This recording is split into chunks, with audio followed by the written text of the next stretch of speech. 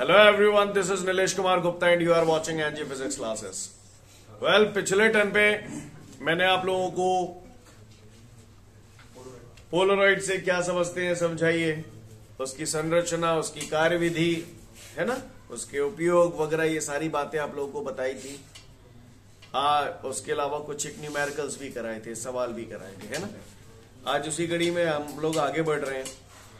इसके बाद हमारे को एक नोट दिया हुआ है। क्या दिया हुआ है? नोट दिया हुआ है, जिसमें वो हमसे कह रहा है वायु एवं जल के लिए ध्रुवण कोण का मान। वायु एवं जल के लिए ध्रुवण कोण का मान। तो सुन लीजिएगा भैया, सभी लोग ध्यान से देखिएगा। ध्रुवण कोण, तो ध्रुवण कोण के लिए हम लोगों ने सूत्र पढ़ा है म्यू बराबर 10 IP। बोलो भैया। अब वो कह रहा है वायु और जल के पृष्ठ के लिए, वायु और जल का सीमा पृष्ठ। तो इसमें ये जो अपवर्तनांक है वो कौन से माध्यम का है? सघन माध्यम का अपवर्तनांक है। क्या में सघन माध्यम कौन है? वायु और जल में। तो ये काय का अपवर्तनांक हुआ है? जल का। क्लियर? जल का अपवर्तनांक कितना होता है? 4/3 या फिर 1.33। और ये 10 है जालंग लागो, तो ये 10 इनवर्स है जागो। नहीं है बात समझ में? बराबर आई। तो ये ध्रुवण कोण का मान आ गया 10 इनवर्स 1.33 की जब अपन सॉल्व करते हैं तो ये आ जाता है।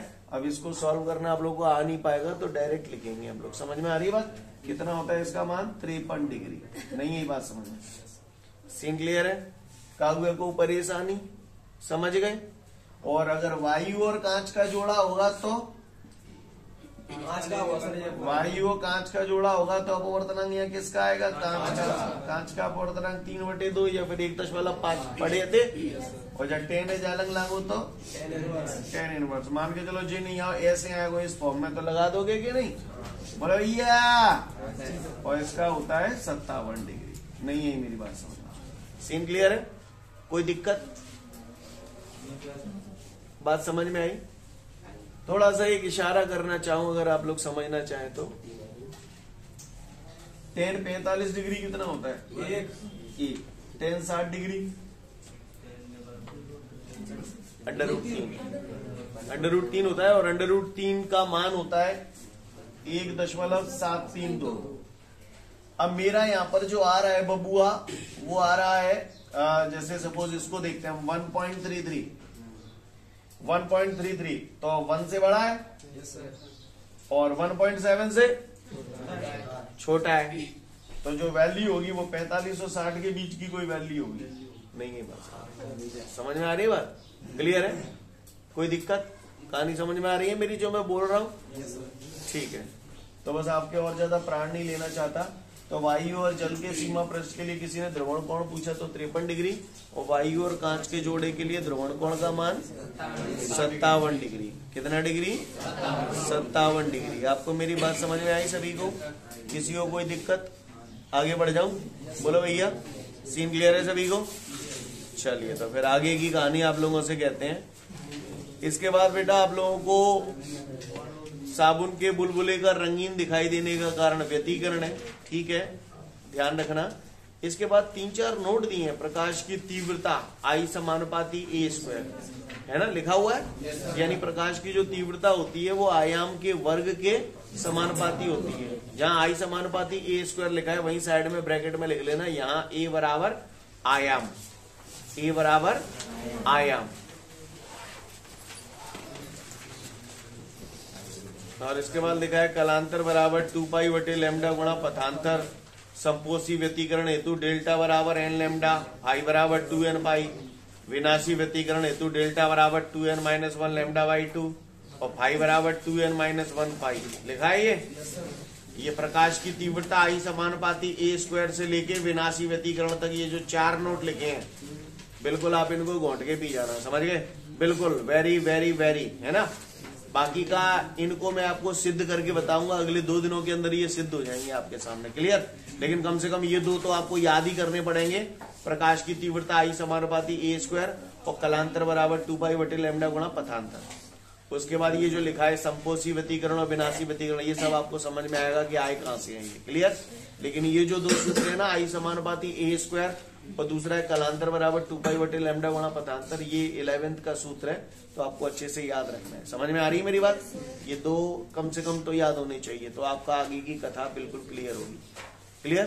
तो कहानी समझ में आ रही है सभी को? तो ये नोट मैं आपको आज ही बोल रहा हूँ, ये तीनों चारों नोट बिल्कुल टकाटक जितना अच्छे से बेहतरीन तरीके से याद रखेंगे, आगे चीजें उतनी आसान होंगी। बढ़ जाऊं मैं अब आगे?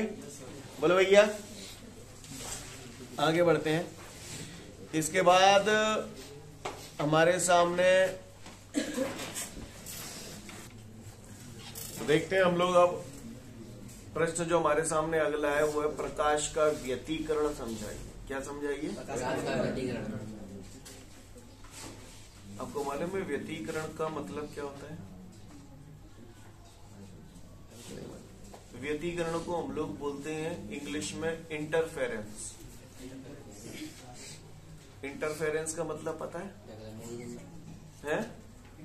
कई बार कोई बंदा आपके काम में बार बार दिक्कत देता है, तो आप उससे कहते हैं मैं काम में इंटरफियर मत कर, बोलते हो। इंटरफियर का मतलब होता है हस्तक्षेप। क्लियर। किसी के रास्ते में अड़ंगा डालना, वो इंटरफेरेंस नहीं है। मेरी बात समझ? क्लियर। व्यतिकरण की घटना आपने कभी महसूस की है? मैं बताता हूँ आपको। व्यतिकरण की घटना आपने महसूस की है, जैसे मान के चलिए आप अपने मोबाइल से गाने सुन रहे हैं, ठीक है, FM रेडियो सुन रहे हैं, तो जाहिर सी बात है रेडियो स्टेशन से आपके मोबाइल तक सिग्नल आ रहे हैं, तभी तो आप गाने सुन पा रहे हैं। बोलो।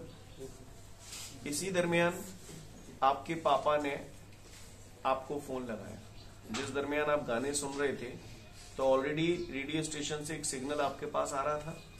उसी दरमियान पापा को आपकी याद आई और पापा ने आपको फोन लगाया, तो पापा के मोबाइल से भी सिग्नल आएगा, है ना? तो पापा के मोबाइल से आने वाला सिग्नल और रेडियो स्टेशन से आने वाला सिग्नल दोनों एक दूसरे को स्ट्राइक करते हैं। नहीं, ये बात समझ क्लियर है? तो वहां देखा होगा जैसे ही पापा का फोन आता है तो वाइब्रेशन सा होने लगता है घंटी आने से पहले, है? नहीं, यही बात समझ में है? बोलो भैया। आवाज कम ज्यादा होने लगती है, एक वाइब्रेशन सा महसूस होता है हमें। तो वो जो वाइब्रेशन आपको महसूस हो रहा है वो व्यतिकरण की वजह से। क्लियर। काय की वजह से? एक शोर सा आपको सुनाई देने लगता है, तो आपको पता चल जाता है मेरे मोबाइल की घंटी बजे भाई। सही बोल रहा हूँ? यस और नो? तो कुल मिला के व्यतिकरण का बेसिक मतलब समझिए, जब एक तरंग के रास्ते में दूसरी तरंग आ जाए, है ना, एक तरंग के ऊपर दूसरी तरंग अध्यारोपित हो जाए, तो इस घटना को हम लोग क्या बोलते हैं? व्यतिकरण। अब ये व्यतिकरण क्या है, थोड़ा हम लोग डिटेल में चलते हैं। इससे पहले कि मैं आगे ज्यादा डिटेल में ले जाऊं आपको, मान के चलिए क्लास में 50 बच्चे बैठे, मैंने 100 समोसा मंगाए, मैंने 100 समोसा मंगाए। ये अब यार समोसा अवाल खवाएंगे तुम्हें, ठीक है? पहले इधर थोड़ा सा ध्यान दीजिएगा सब लोग। Look at the board everyone. क्या होता है जब किसी प्रकाश स्रोत से किरणें निकल रही हैं, एक ही प्रकाश स्रोत से दो किरणें निकल रही हैं, और इन दो किरणों में खास बात ये है कि इनके आयाम जो हैं, इनके आयाम ये बिल्कुल कटाकट याद होना चाहिए। आयाम जो होने चाहिए वो लगभग समान, और आवृत्तियां बिल्कुल समान होनी चाहिए। क्लियर? जब दो लगभग समान आयाम एवं समान आवृत्ति की तरंगें एक दूसरे के ऊपर अध्यारोपित की जाती हैं, तो कुछ बिंदुओं पर प्रकाश की तीव्रता अधिकतम हो जाती है तथा कुछ बिंदुओं पर प्रकाश की तीव्रता न्यूनतम हो जाती है। इस घटना को प्रकाश का व्यतिकरण कहते हैं। फिर से बोल रहा हूं, एक ही स्रोत से सीधी रेखा में आने वाली दो तरंगें जिनके आयाम लगभग समान तथा आवृत्तियां समान है, एक दूसरे के ऊपर अध्यारोपित की जाती हैं, तो कुछ बिंदुओं पर प्रकाश की तीव्रता अधिकतम हो जाती है तथा कुछ बिंदुओं पर प्रकाश की तीव्रता न्यूनतम हो जाती है। इस घटना को प्रकाश का व्यतिकरण कहते हैं। नहीं, यही बात समझ? क्लियर? फिर से बोल रहा हूं, एक ही प्रकाश स्रोत से दो सीधी रेखा में चलने वाली तरंगें जिनके आयाम लगभग समान तथा आवृत्तियां समान है, एक दूसरे के ऊपर अध्यारोपित की जाती हैं, तो कुछ बिंदुओं पर प्रकाश की तीव्रता अधिकतम तथा कुछ बिंदुओं पर प्रकाश की तीव्रता न्यूनतम हो जाती है। इस घटना को प्रकाश का व्यतिकरण कहते हैं। गौर से सुनिएगा, व्यतिकरण जो होते हैं वो दो प्रकार के होते हैं। एक होता है संपोषी व्यतिकरण, एक होता है विनाशी व्यतिकरण।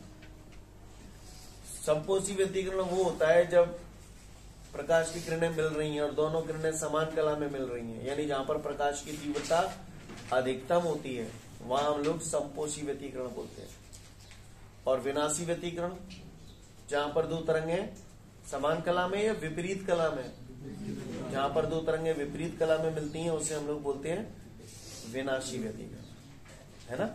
जहां पर दो तरंगें विपरीत कला में मिलेंगी वहां प्रकाश की तीव्रता कम होगी, न्यूनतम होगी, उसे हम लोग बोलते हैं विनाशी व्यतिकरण।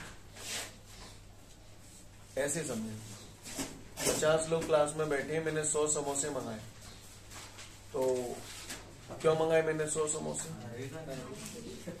खाने के लिए। कितने खाओगे? 2। 50 लोग हैं, 100 समोसे मंगाए, तो इसका मतलब मैं 2-2 समोसे बांटना चाहता हूँ आप सभी को, यानी मैं कैसा वितरण करना चाहता हूँ? एक समान वितरण करना चाहता हूँ। मैंने समोसे बांटना ही शुरू किया था, 2-3 लोगों को दे ही पाया था कि अचानक से एक बच्चा मुझसे बोला, सर हम तो पिछले साल से पढ़ रहे हैं, अब पिछले साल से पढ़ रहे हैं, तो इसका मतलब क्या करूं फिर मैं? वो कुछ कहना चाहता है मुझसे, क्या कहना चाहता है? वो ज्यादा चाह रहा है, ज्यादा चाह रहे हो वो। अब कोई ऐसे कह तो क्या आप उसे मना कर पाओगे? तो मैंने उसे दे दिए भाई, एक आध और दे दिए एक्स्ट्रा। समोसे तो 100 ही थे, बंदे तो 50 ही थे, लेकिन मुझे उसको ज्यादा देना पड़ा, तो इसका प्रभाव आगे पड़ेगा। ऐसे देखा देखी 4-6-8 और के बोला भैया, और समोसे बीते गए, इल्ले में सब इल्ले लगाने हैं, 100 समोसन में सिंगन इल्ले लगाना है। तो मैं क्या करना चाहता था? एक समान वितरण करना चाहता था समोसों का, लेकिन उसने मेरे काम में व्यवधान पैदा कर दिया, व्यतिकरण उत्पन्न कर दिया, जिसकी वजह से कुछ जगहों पर समोसों की संख्या अधिकतम हो गई, कुछ जगहों पर समोसों की संख्या न्यूनतम हो गई। नहीं है मेरी बात क्लियर है? आपको मेरी भाषा समझ में आ रही है जो मैं बोल रहा हूँ? बोलो भैया। जब एक ही स्रोत से निकलने वाली दो तरंगें, जब एक ही स्रोत से निकलने वाली दो तरंगें जो एक ही रेखा में जा रही हैं, जिनके आयाम लगभग समान तथा आवृत्तियां समान है, एक दूसरे के ऊपर अध्यारोपित की जाती हैं, तो कुछ बिंदुओं पर प्रकाश की तीव्रता अधिकतम हो जाती है तथा कुछ बिंदुओं पर प्रकाश की तीव्रता न्यूनतम हो जाती है। इस घटना को प्रकाश का व्यतिकरण कहते हैं। जिन बिंदुओं पर प्रकाश की तीव्रता अधिकतम होती है वहां संपोषी व्यतिकरण होता है, और जिन बिंदुओं पर प्रकाश की तीव्रता न्यूनतम होती है वहां विनाशी व्यतिकरण। नहीं है मेरी बात? जहां प्रकाश की तीव्रता अधिकतम होती है वहां चीजें रंगीन दिखाई देती है, क्लियर? और जहां प्रकाश की तीव्रता न्यूनतम होती है वहां अंधेरा सा दिखाई देगा। अब प्रकाश की तीव्रता अधिकतम कब होगी? जब दोनों तरंगें समान कला में मिलती हैं। जब दोनों तरंगें समान कला में मिलेंगी तो उसे क्या बोलेंगे? संपोषी व्यतिकरण, क्योंकि वहां पर प्रकाश की तीव्रता अधिकतम होगी। और जहां पर दो तरंगें विपरीत कला में मिल रही हैं वहां विनाशी व्यतिकरण होगा, वहां प्रकाश की तीव्रता न्यूनतम होगी, है ना, लगभग 0 के बराबर होगी। जो रामायण मैंने बोली आपको समझ में आई? खास बात यह है व्यतिकरण की घटना के लिए कि दोनों तरंगों के आयाम लगभग समान होने चाहिए और आवृत्ति समान होनी चाहिए। सीन क्लियर है? ये पंच लाइन है, ये लिखना जरूरी है। समझ गए आप मेरी बात को? क्लियर? कोई दिक्कत? क्या बोला मैंने? जब दो लगभग समान आयाम एवं समान आवृत्ति की तरंगें जो एक ही प्रकाश स्रोत से सीधी रेखा में जा रही हैं, एक दूसरे के ऊपर अध्यारोपित की जाती हैं, तो कुछ बिंदुओं पर प्रकाश की तीव्रता अधिकतम हो जाती है तथा कुछ बिंदुओं पर प्रकाश की तीव्रता न्यूनतम हो जाती है। इस घटना को प्रकाश का, जिन बिंदुओं पर प्रकाश की तीव्रता अधिकतम होती है वहां संपोषी, और जिन बिंदुओं पर प्रकाश की तीव्रता न्यूनतम होती है वहां विनाशी व्यतिकरण होता है। क्लियर? किसी ने पूछ लिया व्यतिकरण कितने प्रकार का होता है? 2 प्रकार का। कौन कौन सा? संपोषी व्यतिकरण और विनाशी व्यतिकरण। उम्मीद करता हूँ आप लोग मेरी रामायण समझ गए होंगे। सीन क्लियर है? तो फटाफट पढ़ लो। हो गई परिभाषा सभी की, है ना, क्लियर। यानी जब दो लगभग समान आयाम समान आवृत्ति की तरंगें जो कि एक ही प्रकाश स्रोत से आ रही हैं, सीधी रेखा में चल रही हैं, एक दूसरे पर अध्यारोपित की जाती हैं, तो कुछ बिंदुओं पर प्रकाश की तीव्रता अधिकतम हो जाती है तथा कुछ बिंदुओं पर प्रकाश की तीव्रता न्यूनतम हो जाती है। इस घटना को प्रकाश का व्यतिकरण कहते हैं। इसके अलावा ऐसे भी बोल सकते हो, जब दो लगभग समान आयाम समान आवृत्ति की तरंगें जो कि एक ही प्रकाश स्रोत से आ रही हैं, सीधी रेखा में चल रही हैं, एक दूसरे पर अध्यारोपित की जाती हैं, तो भिन्न भिन्न बिंदुओं पर प्रकाश की तीव्रता भिन्न भिन्न होती है। इस घटना को प्रकाश का ऐसे भी भैया कुछ बिंदुओं पर अधिकतम हो रही है और कुछ बिंदुओं पर न्यूनतम हो रही है, ये तो आपको समझ में आ गया। कुछ बिंदुओं पर अधिकतम और कुछ बिंदुओं पर न्यूनतम, तो इसका अलग अलग बिंदुओं पर प्रकाश की तीव्रता अलग अलग ही तो हुई, तो तरीके अलग अलग है, बोलने के मतलब तो एक ही है। नहीं है मेरी बात समझ में, है ना। तो पढ़ लो दोनों परिभाषा को एक बार फिर से व्यतिकरण की। क्लियर, यहां तक हो गया होगा सभी का। इसके साथ साथ आप लोगों ने प्रकाश के व्यतिकरण के प्रकार भी पढ़ लिए। कितने प्रकार के थे? 2 प्रकार के। कौन कौन से? समपोषी व्यतिकरण और विनाशी। समपोषी व्यतिकरण को काफी लोग रचनात्मक व्यतिकरण भी बोल सकते हैं, है ना। तो क्या होता है इसमें? व्यतिकरण की घटना में वे बिंदु जहां पर दोनों तरंगें समान कला में मिलती हैं, समपोषी व्यतिकरण होता है, वहां पर प्रकाश की तीव्रता अधिकतम होती है। और व्यतिकरण की घटना में वे बिंदु जहां पर प्रकाश की तीव्रता न्यूनतम होती है या दोनों तरंगें विपरीत कला में मिलती हैं, वह विनाशी व्यतिकरण होता है। सीन क्लियर है? समझ में आ रही है बात सभी को? तो व्यतिकरण के प्रकार अगर किसी ने पूछ लिया तो आप बता दोगे? क्लियर है, कोई दिक्कत? इसके बाद आपको पूछेगा ये बताओ कि व्यतिकरण की घटना ऊर्जा संरक्षण के सिद्धांत पर आधारित है। व्यतिकरण की घटना में ऊर्जा संरक्षित रहती है। क्या एक बात बताओ, हमारे मैंने तुम्हें समोसा जमाए, क्या समोसा है? 100 समोसा है। 100 समोसा थे तो समोसा फेंकेगा, लेकिन कहीं ज्यादा हो गए कहीं कम, फेंके तो नहीं, कुल समोसा तो संरक्षित रहे। बस ये है कि जहां संपोषी हो गए तो वहां से कुछ समोसे, समझ रहे हो ना मेरी बात को? देखो, जहां विनाशी थे तो वहां पर कमी आई थी या अधिकता हो गई थी? वहां कमी आई थी, तो वो कमी कहीं ना कहीं तो गई होगी। जितनी कमी हुई वो कहाँ गई? तो समोसे नष्ट तो नहीं हुए ना, समोसे नष्ट नहीं हुए, बस समोसे एक जगह से दूसरी जगह स्थानांतरित हो गए, लेकिन कुल समोसे तो संरक्षित ही रहे। इसी तरीके से व्यतिकरण की घटना में, व्यतिकरण की घटना जो होती है ओटी में बहुत पूछा जाता है, ये ऊर्जा संरक्षण के सिद्धांत पर आधारित है। व्यतिकरण की घटना अब ऊर्जा संरक्षण के सिद्धांत पर आधारित क्यों है, उसका कारण समझे कि भैया जहां पर विनाशी व्यतिकरण था, जहां पर विनाशी व्यतिकरण था, तो वहां पर प्रकाश की तीव्रता न्यूनतम थी। तो न्यूनतम हुई तो जाहिर सी बात है कि वहां से कहीं ना कहीं गई होगी, तो वहां से कहां चलेगी? संपोषी की तरफ, तभी तो वहां अधिकतम हुई। बोलो, अगर विनाशी की तरफ से थोड़ी बहुत ऊर्जा संपोषी की तरफ नहीं जाती तो क्या संपोषी पे अधिकतम हो जाती? नहीं होती ना। तो यहाँ पर क्या हुआ? ऊर्जा का स्थानांतरण हुआ, ऊर्जा नष्ट तो नहीं हुई। तो इसीलिए बोलते हैं व्यतिकरण की घटना में कुल ऊर्जा सदैव संरक्षित रहती है, यानी यह ऊर्जा संरक्षण के सिद्धांत पर आधारित है। इसमें केवल ऊर्जा का पुनर्वितरण होता है। पुनर्वितरण, पुनर्वितरण क्या हुआ?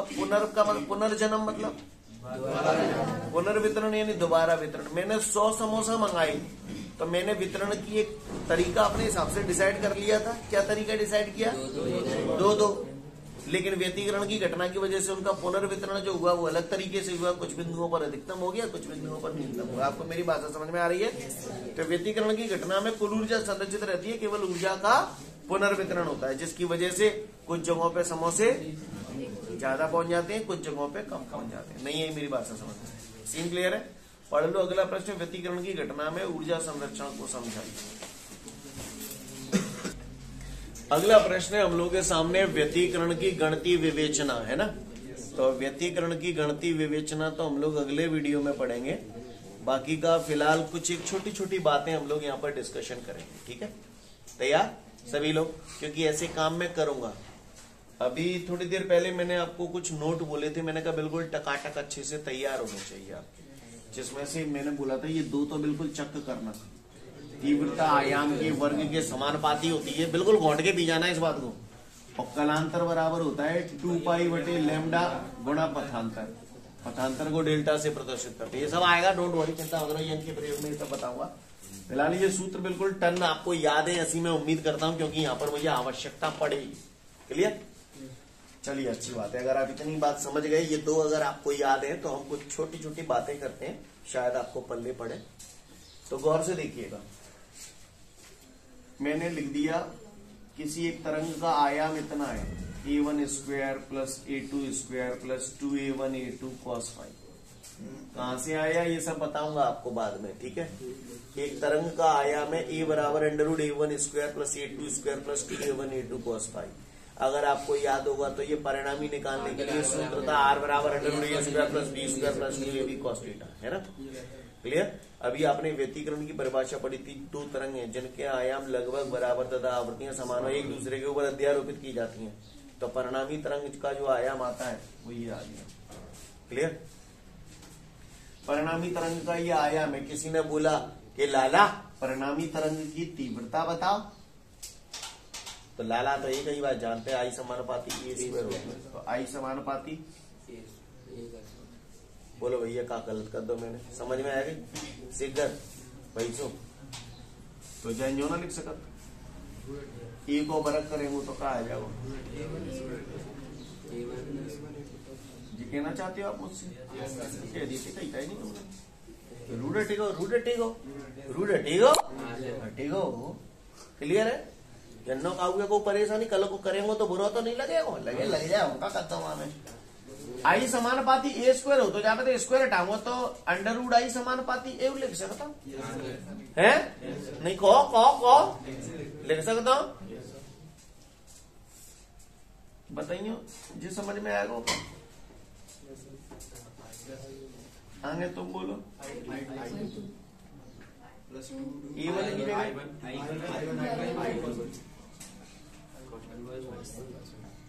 नहीं है। अच्छा, a1 a2 को अंडर रूट i1 i2 भी लिख सकता हूँ, या under root i1 under root i2 ऐसे करके भी लिख सकता हूँ। बात एक ही है। यस और नो? जो कर रहा हूं आपको पल्ले पड़ रहा है, अच्छी बात है। आपको ये सारी बातें समझ में आई जो मैं बोल रहा हूं? अगर मैं, अच्छा ये बताओ, मैथमेटिक्स में आप लोगों ने फलन, सीमा तथा सातत्य पढ़ लिया? तो जानता हो, फिर कहा हो, फिर तो मेरे लिए आसान हो गया। परिसर क्या है कॉस थीटा की? रेंज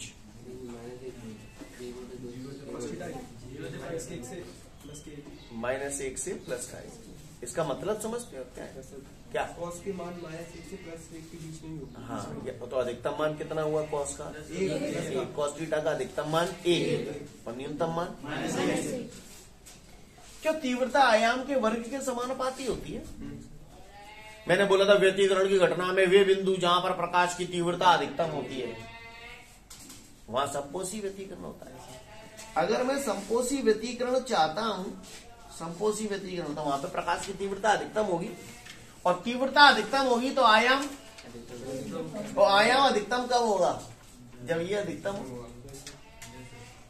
आयाम अधिकतम कब होगा? और ये अधिकतम कितना होता है? 1। नहीं है बस, ये अधिकतम कितना होता है?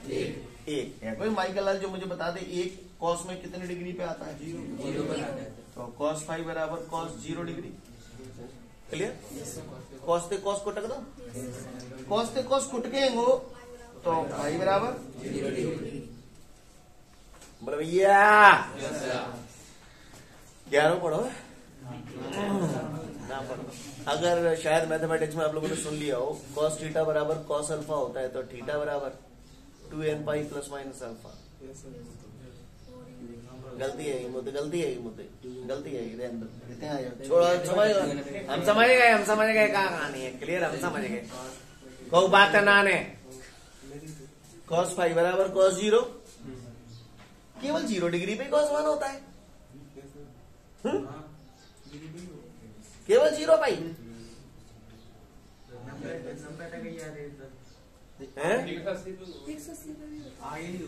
बोलो,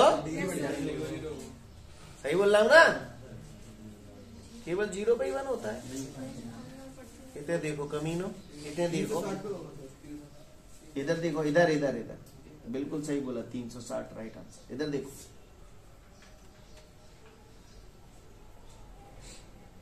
ऊपर से आएगा। ये ग्राफ बनाया मैंने, एक जनरल ग्राफ बनाया मैंने। साइन कॉस दोनों की सेम होती है, साइन और कॉस दोनों की सेम होती है, ठीक है। यहां पर शुरू हुए, ठीक। उसके बाद आप गौर से देखिए, यहां से यहां तक एक चक्कर पूरा हो गया। एक चक्कर बोले तो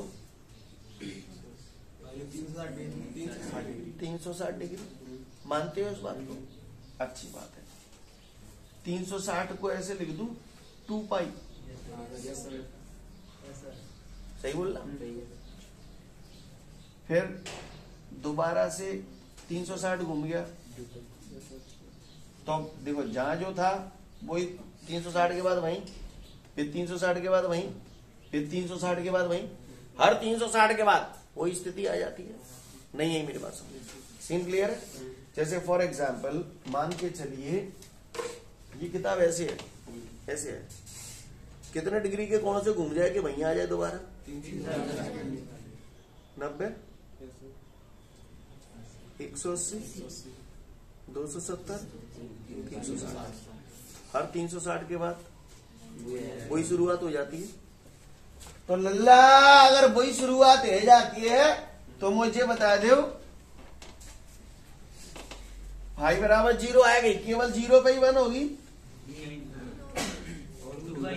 2 पाई पे फिर 0, हर 360 पे बार बार बोलो, हर टोपा पे वही वैल्यू आ जाएगी। तो 0 के बाद फिर बोलो डाट डाट डाट, ऐसे हाथ चले जाएंगे, हाथ चले जाएंगे, नहीं हाथ चले जाएंगे, यहां तक आऊंगा को परेशानी।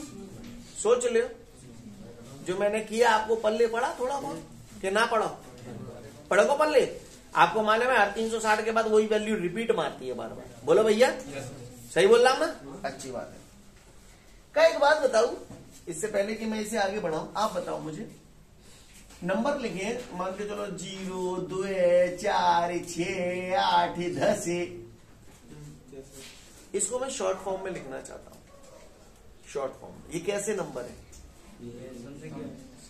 सम संख्या है। इसको मैं शॉर्ट फॉर्म में ऐसे लिख दूं 2n, और यहां लिख देता हूं, यहां n बराबर 0, 1, 2 डॉट डॉट डॉट, क्योंकि देखो n बराबर 0 रखेंगे तो 2 गुणे 0 0, n बराबर 1 धरेंगे 2 एकम 2, n बराबर 2 धरेंगे 2 दूनी 4, यानी जिन पूरे ने सेकंड समेट के ऐसे लिख दो सारी सम संख्या है, तो मैं इसे 2n लिख सकता हूं। बोला भैया, समझ गए? 0, 2 पाई, 4 पाई, 6 पाई, 8 पाई, जैसा लिख दो, समझ गए? 2n पाई काव्य को परेशानी मेरे भाई, 2n पाई समझ में ही नहीं आई, समझ में ही नहीं आई। क्लियर? शेखर भाई सुन है, ऐसे लिख सकता हूं। अच्छा, कितना आ गया कलांतर? 2n पाई। संपोषी व्यतिकरण के लिए वेल तुमने याद किया था, संपोषी व्यतिकरण हेतु कलांतर 2n पाई, अभी वो नोटों में लिखा है। अब आगे का काम तुमको करना है, करोगे?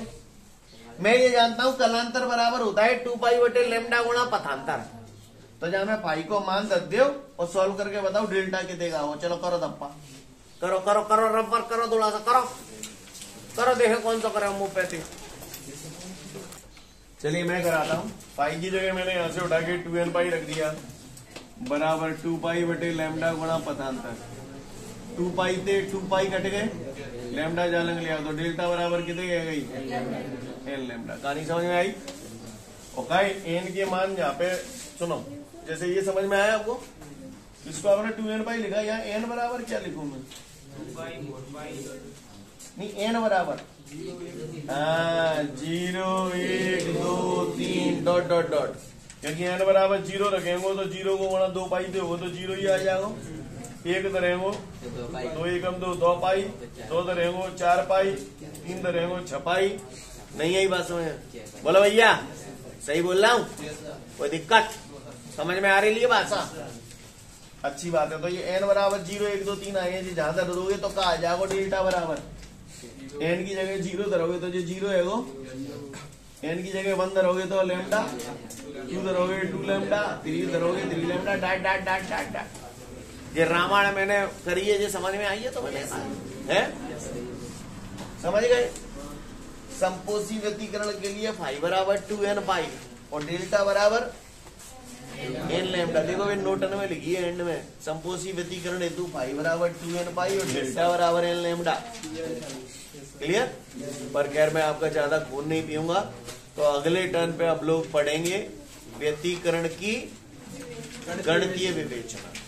कौन सी विवेचना? गणितीय विवेचना। क्लियर? समझ गए? कल बिल्कुल लैस होके आना हथियारों से, ठीक है? चलिए ठीक है, आज के लिए पर्याप्त है, कल फिर मिलते हैं। Thank you everyone, have a great day to all of you guys. जय हिंद।